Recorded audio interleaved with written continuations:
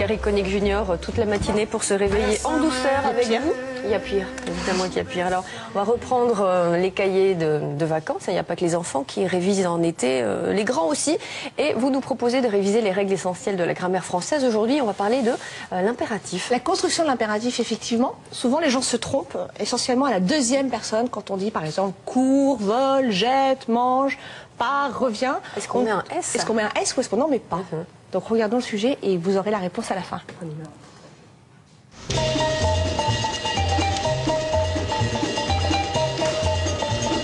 La leçon de grammaire du jour. Il fait un temps merveilleux, l'eau est à 20 degrés, surtout n'oublie pas ton maillot. N'oublie, je mets un S ou je mets pas d'S? E-E-S, ah je sais plus, c'était comment déjà? Et sauve-nous. Non les enfants. Anne-Marie, tu as encore collé un poisson dans le dos de ton petit camarade, viens ici. Tu vas nous conjuguer les verbes à l'impératif présent. Les trois verbes. Penses-tu qu'on doive mettre un S ou non? Tu mets S à court, à vol. Tu mets un S à vol aussi, c'est ton droit. À sauve.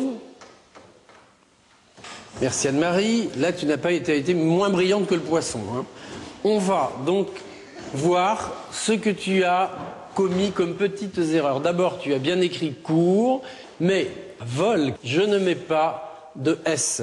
Ça, c'est la règle. Je vais vous donner un petit truc pour vous rappeler tout ça. Dans votre tête, quand vous conjuguez un verbe à l'impératif présent, deuxième personne du singulier, vous pensez à la première personne du singulier de l'indicatif. Vous mettez mentalement dans votre tête, vous écrivez « je » et vous écrivez « court ». Vous enlevez le « je » et vous obtenez la deuxième personne du singulier de l'indicatif présent.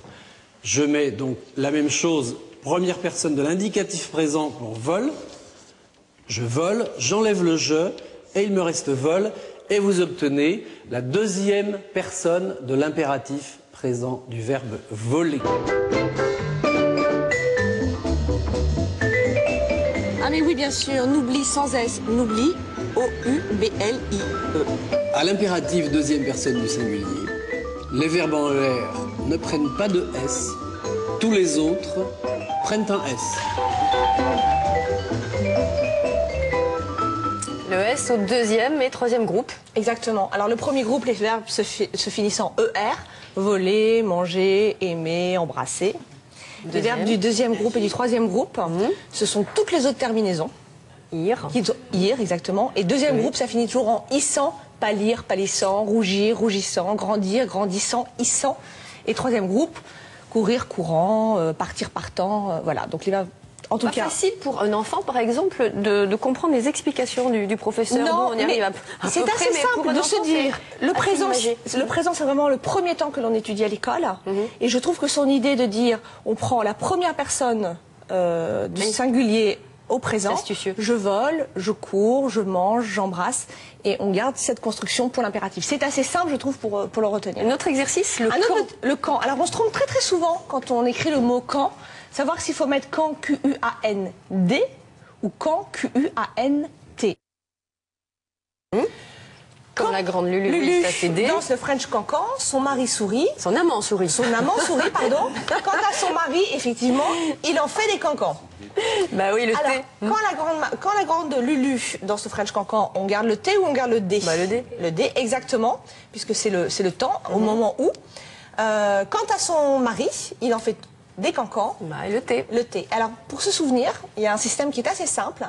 C'est quand on peut remplacer le mot quand par pour ce qui concerne, pour ce qui est de, cela permet de savoir que l'on met le quand, Q-U-A-N-T. Très bien. Alors, en anglais, c'est beaucoup plus facile. Hein. C'est when. Oui, voilà. Quand c'est when, W-H-E-N. Je voulais juste rappeler que j'étais tourné mes sujets au musée de l'école rurale à Trégarvan, dans le Finistère, et que j'ai beau me répéter, mais je trouve que c'est un très joli endroit pour aller faire une petite promenade pendant les vacances, avec les enfants en particulier, parce que retrouver l'école du temps jadis... Mais il n'y a pas les cours, il n'y a pas le professeur. Non, il n'y a pas le professeur, lui, il est en vacances en ce moment, où il écrit des livres. Non, il est surtout en train d'écrire des livres. Merci beaucoup, Anne-Marie. Avec plaisir.